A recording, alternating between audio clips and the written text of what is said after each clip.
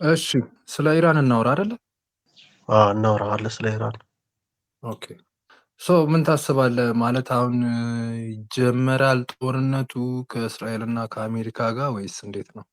ማለት አሁን እንደ እ የ11 ቀኑ አይነት ጦርነት ዳግም የሚገቡ ይመስልሃል? ማለት ያው አሁን ትራምፕ እየዛተም ነው ልክ ይሄ አ፣ ቬንዙዌላን እንዳደረገው አይነት ማለት ነው። አዎ እኔ የሲስተሙ አሰራር ሲስተሙ ምልክ አሜሪካን እስራኤልን እና ኢዩን ጨምሮ ማለት ነው ያለው አሰራር በሙሉ ሀብት መበዝበዝ ነው። ሀብታም የሆነ ሀገር በቃ መበዝበዝ ነው። የትም ያሉትን ማተር አያደርግም። ዋናው ለእነሱ ማተር የሚያደርገው ጎልድ ያላቸውን ኒውትራል ሪሶርስ ያላቸውን ሀገራት መጀመሪያ በማታለል በዛ በኋላ በፕሮፓጋንዳ እነሱን ማስጠላት ከዛ በኋላ ወደ ጦርነት መሄድ ነው። ይሄኛው ሁኔታ ከተደጋገመ በጣም ኦልሞስት በጣም ቆይቷል። ከሁለተኛው ዓለም ጦርነት በኋላ አሜሪካ ያወረረችው ሀገራት ብዛቱ ከዚህም በፊት ያለ አይመስልም።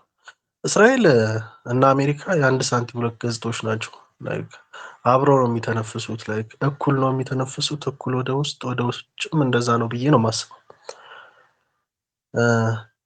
ጦርነቱ ይጀምራል ካልከኝ በቃ እስኪያሸንፉ ወይ እስኪሸነፉ አያቆሙም። ኢራን በእጇ ኒውክሌር ቦምቡን ይዛ ራሷን ሴኪዩር እስክታደርግ ድረስ ይሄ ነገር የሚቆም አይደለም። አሁን የተጀመረው ደግሞ ግርግር ምናምን ይሄ የሞሳድ እና የሲአይኤ በብር የተገዙ ባሪዎች ወይ ደግሞ ሀውስ ኒግሮች የምንላቸው ናቸው እነዛ። እና ጦርነቱ ይጀምራል ብለህ ካልከኝ አዎ በስተግራ በኩል ደግሞ ካልክ ወይ ደግሞ እንደ እይታክ ነው እነ ቻይና እና ራሻ አሉ። ሌላ ጥቅም ያላቸው ሀገር ቻይና ካልተሳሳትኩ ከ80 በላይ ፐርሰንቱን የኢራንን ነዳጅ የምትገዛት እሷ ናት። ስለዚህ አንደኛዋ ሰፕላየሯ ናት። ያቺ ደግሞ አንደኛዋ ገዢዋ ናት። ስለዚህ ያኔም የመጀመሪያውም የአንድ ቀኑም ጦርነት ጊዜ አንደኛ ሰፕላይ ስታደርግ የነበረችው ቻይና ነበረች። አዎ ቻይናም ይህንንም ለማጣት የምትፈቅድ አይመስለኝም በቀላሉ። ስለዚህ በስተግራም በኩል አጋዥ የላትም ብለን ማሰብ አንችልም። ራሻም ጥቅም የላትም፣ ጥቅም አላት እዛ ጋር። ራሻም ያ ቦታ በጣም ጥሩ ቦታ ነው። መቼ ሁላችንም እናውቀዋለን። ይሄ ቦታ የዓለማችን ካልተሳሳትኩ ወደ 27 ምናምን ፐርሰንቱ የንግድ የሚካሄድበት ነው። የንግድ መርከቦች የሚሹበት ነው እና ያ ቦታ በጣም ወሳኝ ስለሆነ አንደኛ የሚፈልጉት ስትራቴጂክ የሆነ ቦታውን ይፈልጉታል። በጂኦግራፊ በጣም አስፈላጊ ቦታ ስለሆነ፣ ሁለተኛው ደግሞ እንዳልኩ ቅድም ናቹራል ሪሶርስ በጣም ኢራን ከቬንዙዌላ በመቀጠል ሁለተኛ ናት በተቀመጠ የነዳጅ እንትን ማለት ነው። ስለዚህ የተፈጥሮ ነዳጅ ክምችት ክምችት ሁለተኛ ትልቁ ሀገር ስለሆነች ያንን ላለማጣት የሚያደርጉን ነገር ነው። አሁን አስተውለህ ከሆነ ይሄ ነገር ይቆማል ካልከኝ እኔ አይቆምም። በቃ አይቆምም። ይሄ አይጥና ድመት በላቸው። አሁን በዚህ ሰዓት ያቺም ትፈልጓለች የእሷን ንብረት መዝረፍ፣ እነዚህ ደግሞ መጠበቅ ይፈልጋሉ። እነዛ አሁን የጀመሩት ይህ ካራክተር አሳሲን የምትለው እንደዛ አይነት ነገር ጀምረዋል። ቀድሞ ስም መስጠት አይነት ነገር ለኢራን ለምሳሌ ቀጥልሽ። አይ አሁን ካራክተር አሳሲን ላልከው ይሄ ስም ማጥፋት አይነት ነገር ስለ አያቱላ ሆሚኒ ሱፕሪም ሊደሩን ስም ሲሰጡት ነበረ። ለምሳሌ ሰሞኑን በሰላማዊ በተነሳው ተቃውሞ ምናምን እሱም ፎቶ ሲያቃጥሉ ነበረ ምናምን እስላማዊ መሪ ወይ ደግሞ ኢስላሚክ ስቴት እስላማዊ ሀገር ወይ ደግሞ በእስላማዊ ህግ አንመራም ምናምን እያሉ ነበር። ያ በሸሪያ ህግ አይነት ነገር እና አሁን ታርጌት ያደረጉት ግን አሁን አንመራም ብለው ሂጃብ እያወለቁ ምናምን። አንደኛ ደግሞ አቀጣጣዮቹ ሴቶች ነበሩ። አላቅም ለምን እንደዛ እንዳደረጉ። ካራክተር ኪል ለማድረግ የተጠቀሙት ሴቶችን ነው። ግን ስታያቸው ምናምን ኢቨን ግማሾቹ እንደውም ሶሻል ሚዲያ ላይ ሲናፈስ አይቼ ያንን ስራ ሲሰሩ የነበሩት ታውቃለህ፣ በኢራናዊ ስም ነው፣ በኢራናዊ ሴቶች ስም ነው። ግን ኢራናዊ አይደለችም። አንዷን ያዩዋት ኢራናዊ አይደለችም። አክሰንቷንም ሲያዩት የሞሳድ ልኡክ እንጂ ኢራናዊ እንዳልነበረች ነው መረጃዎችን እያወጡ ምናምን ፋክቶችን ሲዘረግፉ የነበሩት ይሄ ሶሻል ሚዲያ ላይ የነበሩት ማለት ነው። እና ብዙዎቹ እንደዚህ አይነት እንትን ላይ ያሉ ናቸው። ሱፕሪም ሊደሩንም ሲያጥላሉ የነበሩት ፎቶቸውን ሲያቃጥሉ ምናምን ስለሳቸው ምናምን ያው እንትን ሲሉ የነበሩት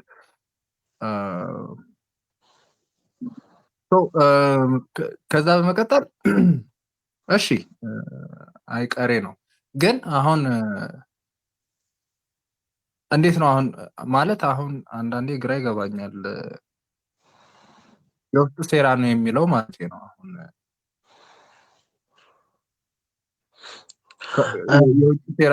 የውጭ ሴራ ነው በሚለው ምን ታስባለህ? አሁን ማለት ኢራኖችም ወጥተዋል ሰሞኑን። አሁን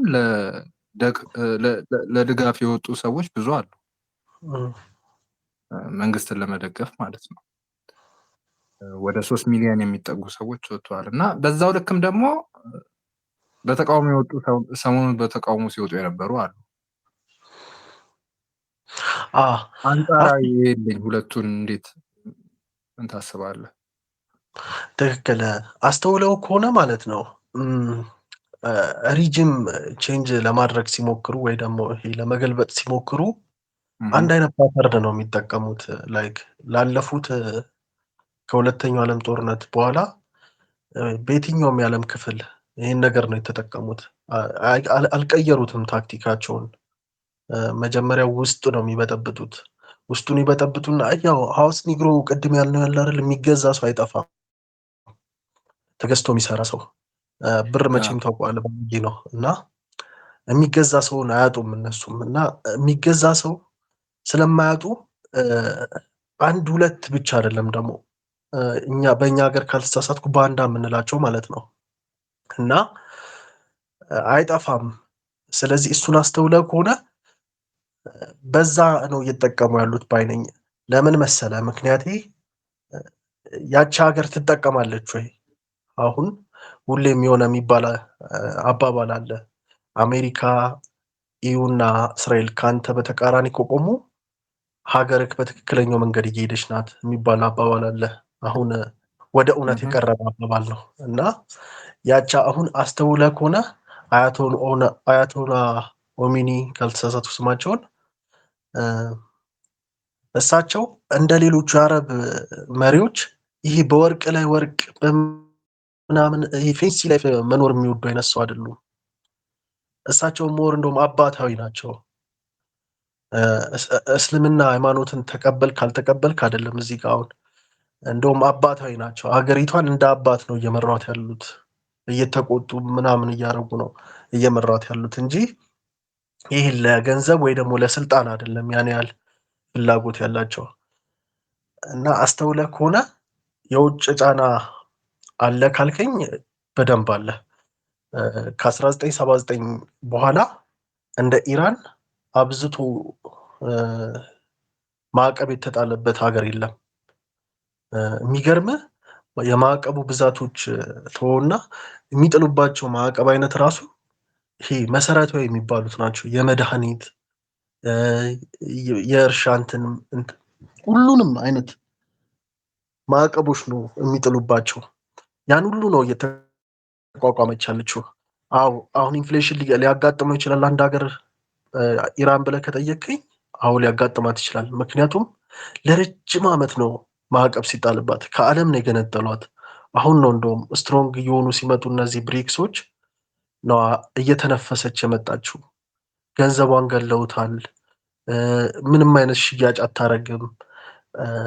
አስተውለህ ከሆነ ደግሞ ትናንትናም ዶናልድ ትራምፕ እነሱ ላይ የሚጥለውን ማዕቀብ ከፍ አድርጎት ትናንት ማታ ላይ በትዊተር ገጹ ላይ አንብበህ ከሆነ 25% ማዕቀብ እጥላለሁ ከኢራን የትኛውም ቢዝነስ ወይ ደግሞ ግብይት የሚሰራ የትኛውም ሀገር ላይ 25% ታሪፍ እጥላለሁ ብሏል። ይህንን ገበያይ በሙሉ ሀገራቶች ከኢራን ጋር ኮኔክሽን ያላቸው ማለት ያው የግብይት ኮኔክሽን ግንኙነት ላይ ያላቸው ሀገራቶች ላይ በሙሉ 25% ታሪፍ ይጥላል። ያ ማለት ድጋሚ እሷንም ባይተዋር ለማድረግ ሀገሪቷን ባይተዋር ለማድረግ ወይ ደግሞ ወደ ጎን ገሸሽ ለማድረግ የሚደረግ ታክቲክ መሰለኝ። ይሄም በትክክል በትክክል እሱንም እኮ ማየት ትችላለህ። አሁን ፓተርኑን እያየ ከሆነ ማለት ነው የሆነ ኮንስፓይሬሲ ቲዎሪስቶች የሚሉት ነገር አለ። እስራኤልን እዛ ጋ ያስቀምጧት። እዛ ጋ ያለው በነዳጅም በሆነ በሪሶርስ በጣም ሀብታም አካባቢ አይደለች ያቺ አካባቢ እና ከተመረጡት አካባቢ መካከል ትዝ ካለ አንደኛው ሶማሌላንድ ነበረች አይደል? ሌላኛው ደግሞ ሀረር ነበረች ካልተሳሳትኩ ኢትዮጵያ ውስጥ እና ፓሌስቲንን በደንብ የመረጧት ለምን መሰለህ? ያን ቦታ ትቆጣጠራለች። ገባህ አይደል? እና እሱንም አይተው ከሆነ አሁን እዛ አካባቢ ላይ ሌላኛው ሱፐር ፓወር እየተፈጠረ በመሆኑ ያቺ ግዙፍ ኢራን እየተፈጠረች ነው። በቆዳ ስፋት ባላት የጥንቷ ኢራን ፐርሺያ ኢምፓየር ትልቅ ኢምፓየር ነበረ። ትክክል። በነገራችን ላይ በዛም በሱም አንግል ከሄድን ፐርሺያ እያለች በጣም ትልቁ ሲቪላይዜሽን ነበረች እና ከሱ ጋር በተያያዘ አሁን ትልቅ መሬት ነች እኮ ኢራን። ትልቅ ሀገር ነች። እንደምናስባት ትንሽ አይደለችም። ላይክ ለምሳሌ ፈረንሳይ ፈረንሳይ፣ እንግሊዝ፣ ጀርመን፣ ፈረንሳይ፣ እንግሊዝ፣ ጣሊያን፣ ስፔን አንድ ላይ ቢጣመሩ የቆዳ ስፋቷ የመሬት የቆዳ ስፋቷ ከነዚህ ሀገሮች ይበልጣል። ታውቃለህ? ማለት የተወሰኑ የአውሮፓ ሀገሮች ተሰብስበው ተደምረው የሚመጣውን የቆዳ ስፋት ትበልጣለች። የዓመት በጣም ትልቅ ሀገር ነች ማለት ነው። ትልቅ አድቫንቴጅ ነው እና ያለችበትም ደግሞ ቦታ በጣም ስትራቴጂካዊ ነው። ያ ማለት ኤዥያዎችን ታዋስናለች፣ አውሮፓውያኖችን ታዋስናለች። ለአሜሪካ ምን ያህል እንደምትቀርብ አላውቅም፣ ግን ወደ ብቻ ይሄ ሴንተር ላይ ነች፣ መሀል ላይ ነች እና ቅድም እንዳልከው ለየብሱ ይሄ ለየብሱ እንትን በጣም ስትራቴጂክ ቦታ ነች። ማሳለጫ አይነት ነገር ነች አይደለ? ለባህሩ በኋላ ደግሞ ፓተርናቸውንም ካየው ማለት ነው እዛ አካባቢ አንድ አይተው ከሆነ ፓተርናቸውን አይተው ከሆነ የአጀማመራቸውን ካየው ቀጥታ የመጡትን ካየ ኢራቅ፣ ሊቢያ ምናምን እያሉ እዛ አካባቢ እየበጠበጡ ያሉትና እያፈረሱ ያሉት ሀገራትን ካየ ይሄ ግልጹ ነው ይታያል። ምክንያቱም የሆነ ኢንተረስት እንዳለ ከጀርባ ማየት ትችላለህ። የሆነ ውስጣዊ ሳይሆን ውጫዊ ኢንተረስት እንዳለ ማየት ትችላለህ። አሁን ኢራን ውስጥ ይህን ሁሉ ነገር መቋቋም በጣም ከባድ ነው። ባይዘው አይሶሌት ሆኖ ከዓለም ተነጥሎ ይህን ሁሉ ነገር መቋቋም በጣም ከባድ ነው። አንድ ሀገር ብቻዋን ከምታደርገው ከሌላ ሀገር ጋር ንግድም ዲፕሎማሲ ምናምን መንገድ ላይ ብትሰራ እድገቷን በ10 በላይ እጥፍ እንትን የድሮውን ኢምፓየር ታመጣው ነበር ማለት ነው። ልታመጣው ትችላለች። ትክክል። እና ብቻዋን በመስራት መቼም ተነጥለን ለመስራት ከባድ ነው። አሁን ሳንክሽኑ ደግሞ በጣም ከባድ የሚያደርገው መሰለ ዓለም ላይ ያለች ሱፐር ፓወር ሀገር ናት ሳንክሽን የጣለችበት እና ያ ማዕቀብ ኢራንን በጣም ሊጎዳት ይችላል። ምክንያቱም ከአሜሪካ ጋር መጣላት የሚፈልግ ሀገር የለም። ስለዚህ ከኢራን ጋር ቢዝነስ መስራትም ያቆማሉ ብዙ ሀገራት። ያንን ደፍሮ ወደ ኢራን ሊመጡ የሚችሉት ትንንሽ ሀገር ናቸው። ላይክ እነዚህ ሱፐር ፓወር የምንላቸው ልክ ራሻን ወይ ደግሞ ቻይና ናት እንደዚህ አይነት ነገር ልትሰራ የምችለው። በዛም ምክንያት እኮ ነው አሁን ቻይና ጠንክራ እሷን ዲፌንድ እያደረገቻትም ያለችው እና በእሷ ጎን የተቀመጠችበት ምክንያቱም ለራሷም ጥቅም ይሄ ሚቹዋል ቤኔፊት የሚባል ነገር አለ አይደል? ለራሷም ጥቅም ነው፣ ለጋራ ጥቅም ነው። አሁን እዛ ጋር እየሰሩ ያሉት ኢራንን በመውደድ ብቻ ሳይሆን ኢራን ቻይናን ትጠቅማታለች፣ ቻይናም ደግሞ ኢራንን ትጠቅማታለች። ሚቹዋል ቤኔፊት ነው። አሜሪካም ደግሞ አይተህ ከሆነ እዛ ጋር እንደ ባድ ጋይ የመጣችው ምክንያት ያው ሪሶርስ ስላላት እና ደግሞ የምትቆጣጠረው ሪጂም አይደለም። ያ ሪጂም ዓለም ላይ ካልተሳሳትኩ የናሽናል ባንክ ወይ ደግሞ እነዚህ የባንክ ሲስተም የሌለበት ሀገር ኢራን መሰለኝ በዓለም ላይ እና ሲስተሙ አልተቆጣጠራትም ኢራንን ከእጁ ውጭ ናት እና አሁን እድሉን ይጠቀማል ብለህ ከጠየቀኝ እኔ አዎ ይጠቀማሉ ብዬ ነው የማስበው። በደንብ ይጠቀሙታል። አሁንም ይሞክራሉ። በእጇ ኒውክሊር ቦምብ ያዘች ማለት ልክ እንደ ፓኪስታን እንደ ኖርዝ ኮሪያ ምናምን ራሷን እንደ ኢንዲፔንደንት ካንትሪ ከዚህ በኋላ ማውራት ትችላለች። ገባ ጠረጴዛው ላይ ኩል ቁጭ ብላ ማውራት የምችልበትን ሲቹዌሽን ታመቻቻለች ብዬ አስባለሁ። ለዚህ ነው በቅርቡም አይተህ ከሆነ ትናንት መሰለኝ ካልተሳሳትኩ ትዊተር ላይ ያነበብኩት ላይ ኢሮፒያ ዩኒየን ኢራን ከዚህ በኋላ ድርሽ እንዳትል ብለው አግዷታል። እና እሱን ስታይ በአንድ አይደለም እየተወረረች ያለችው ላይ የሆኑ ግሩፖች ነው ኢራንን እያጠቋት ያለውት። ስለዚህ ይሄ እቺ መልቲፖላር ዓለምን የፈሩ ይመስለኛል አውሮፓና አሜሪካ ምዕራባውያን ማለት ያው ምክንያቱም እነዚህን ሀገራቶች አሁን የአረብ ሰላጤና ይሄ ወደ አፍሪካ ምናምን ያሉትን ሀገራት ወደ ኤዥያው ምናምን ያሉትን ሀገራት ሁሌ በታች አድርጎ ማየት ማለት እና የእነሱን እድገት አለመፈለግ ማለት መልቲፖላር ዓለምን እንዳይመጣ ካሁኑ የመፍራት ስጋት ይመስለኛል። ይሄ አሁን ለምሳሌ ኢራን ብሪክስ እንግዲህ ብሪክስ ላይ አምና ገብታለች አይደለ? እና ኦፊሻል ማድረግ ነው አይ ቲንክ የቀራቸው ነው። ግን ኦፊሻል ሆነ አልሆነም እንደ ትልቅ ሀገር ነው አሁን ማለቴ ያም የተቀበሏት አሁንም እንደ ብሪክስ ውስጥ እንዳለች ሆና ነው በሰፊው እየሰራች ያለችው። እንደውም ከብሪክስ አባላት በላይ አሁን ለምሳሌ እየሰራች ያለችው አብረው ኢንተግሬት አድርገው ከሷ ጋር ጎን ለጎን እየሰሩ ያሉት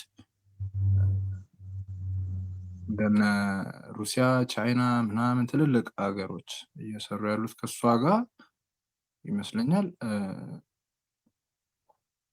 ያው ትልቅ ሀገርነቷን ነው የሚያሳየው ማለት እና ይሄ መልቲፖላር ዓለምን አሁን የእሷን ትልቅነት መጥላት ማለት የነ ሩሲያን የነ ቻይናን ትልቅነት መጥላት ነው። ምክንያቱም እነዚህ ሀገራቶች ልክ እንደ አውሮፓ ሀያላን ከሆኑ እንደ ምዕራቢያኑ ሊሆኑ ነው ማለት ነው። አንድ ከሆኑ ብሪክስን ከመሰረቱ እና ከረንሲው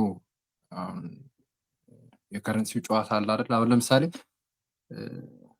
ማዕቀብ በጣሉ ቁጥር ገንዘብህ የመግዛቱ አቅም ይሞታል። አሁን ብሪክስ ግን ፎርም ሲያደርግ አይተህ ከሆነ በወርቅና በብር ምናምን ነገር ገንዘቡን ለመደገፍ ታስቧል። ገብተዋል። ያ ማለት ቋሚ እንዲሆን አይነት ነገር ነው። ስቴብል ይሆናል ገንዘብ። ስለዚህ አሁን በማዕቀቡ ፋይናንሻሊ ሊጎዱ አይችሉም ማለት ነው። ስቲል ብሪክስ ውስጥ እስከሆንክ ድረስ እዚህኛዎቹ ጋር ባሸጥ እዛኛዎቹ ጋር ትሸጣለህ እና አውሮፓ ጋር ባይሸጥ ህንድና ቻይና መሸጥ ይችላል፣ ሩሲያ መሸጥ ይችላል። ፔትሮ ዶላርን ከሱ ውጭ አማራጭ ማየት ይቻላል ማለት ነው። መልቲ ፖላር ዓለም ተፈጠረ ማለት ወይ ደግሞ አንዱ ሲገፋ ሌላው ይቀበላል። ሁሉም እንግዲህ ሀገሩን ለማሳደግ ሁሉም ራሱን እና የራሱን ህዝብ ለመጥቀም ነው መቼስ እየኖረ ያለው አይደለ? ስለዚህ ቲንክ ከነሱ ጋር ማበሯ እሷም ራሱ የሚፈረድባት አይደለችም። አሁን እንግዲህ አውሮፓኖቹ ሁሌ እኛን ለምን አልለመኑም ነው እነዚህ ሀገራቶች አፍሪካን ጨምሮ እኛን ጨምሮ እና ከኛ ውጭ ለምን ታያላችሁ አይነት ነገር ነው። አሁን አይ ዶንት ኖ ቅናትም ይመስላል አንዳንዴ ነገር ስለሆነ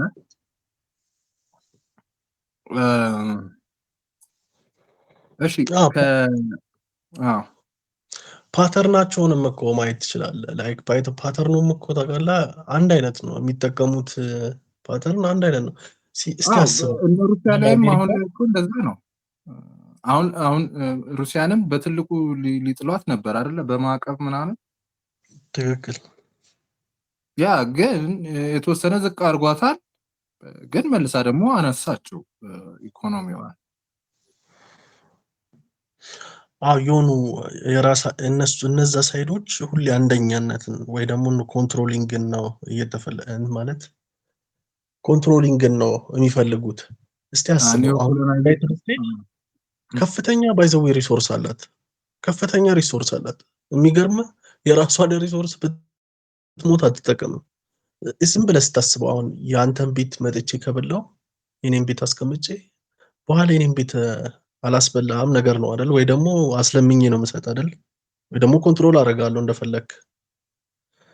እንደዛ ነገር እየተጠቀመች ነው የሚመስለው አሜሪካ።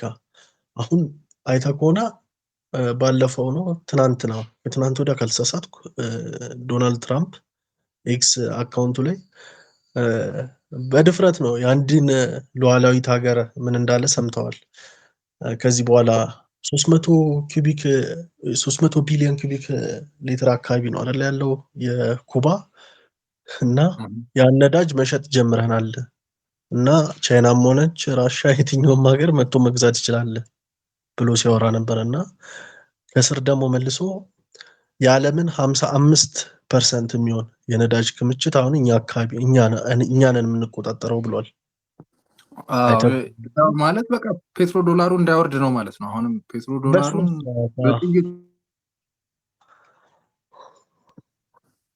በእንትን ካልወሰደ በጥይት እየወሰደ ነው፣ በጉልበት የሚባለው ነገር እየወሰደ ነው። እና ይህንን ካየው ፓተርናቸው አንድ ነው። በቃ የሚፈልጉትን ነገር የሚያሳኩት ወይ ደግሞ በማስፈራራት ይሆናል፣ በዲፕሎማሲ ይሆናል፣ ወይ በማታለል በብር ይሆናል፣ ወይ ፖፔት በማስቀመጥ ወይ ደግሞ እምቢ ካልክ ልክ እንደ ሳዳም ሁሴን እንዳደረጉት ወይ እንደ ሊቢያው ጋዳፊ እንዳደረጉት የመሳሰሉትን እንዳደረጉት አፍሪካ ውስጥም ከፖፔት ውጪ ሲመጡ ሁሉም እነ ሙሉምባን ምናምን ሁሉንም እንደሚያደርጉት አይነት ነገር ነው የሚያደርጉት።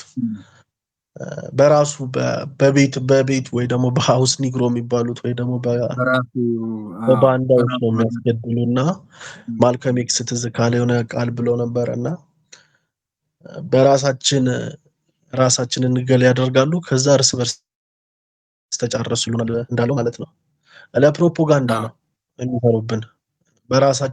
በራሳችን ጥይት ነው እየመቱን ያሉትና ያው ለፓወር ነው ያን ያህል ስራ ፈቱ ነው ሳይሆን ፓወርና ብር ለመቆጣጠር ነው። ሁሌ አንደኝነትን ከመፈለግ ያክል አንጻር ነው። በመጥፎ መንገድ እየሄዱ ነው ብለን ስለምንቃወማቸው ነው እንጂ እነሱም ያው በራሳቸው አንግል ስታየው ሁሌ አንደኝነትን እና ተቆጣጣሪነትን ልዩነትን ብሎ ራሳቸውን ማሰብ ነገር ነው።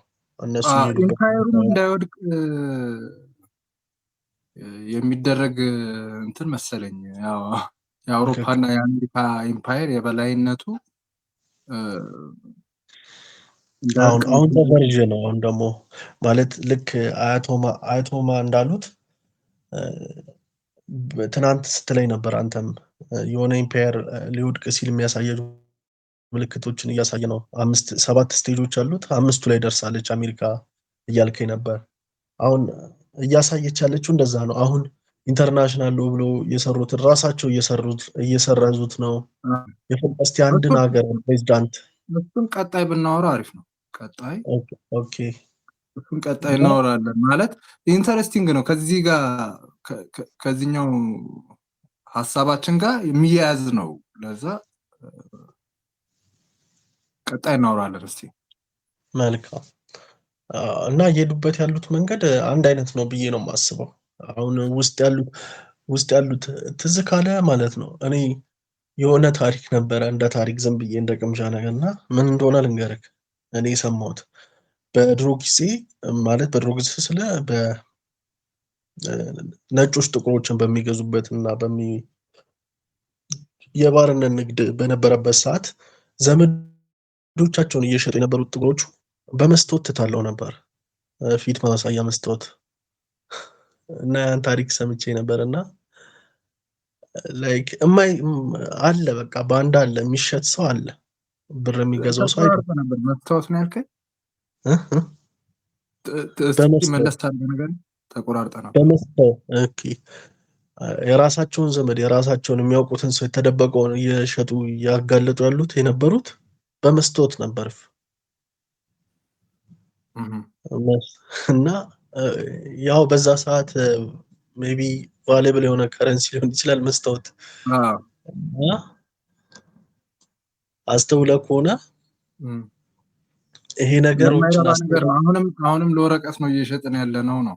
አሁንም ለወረቀት ነው። ያ መስታወት እንደውም ሞር ለኔ ቫልዩ አለው። ወረቀት ቺፕ ነው፣ ቶሎ ነው የሚሰራው። ይሄ ትንሽ እንደውም ፕሮሰስ አለው። ገብቶሃል? ከባድም ነገር ነው። እና ደግሞ አይተህ ከሆነ መስታወት የመሰበር ፕሮባቢሊቲ ከፍተኛ ነው። ማንነትን ያሳያል መልሶ። ትክክል።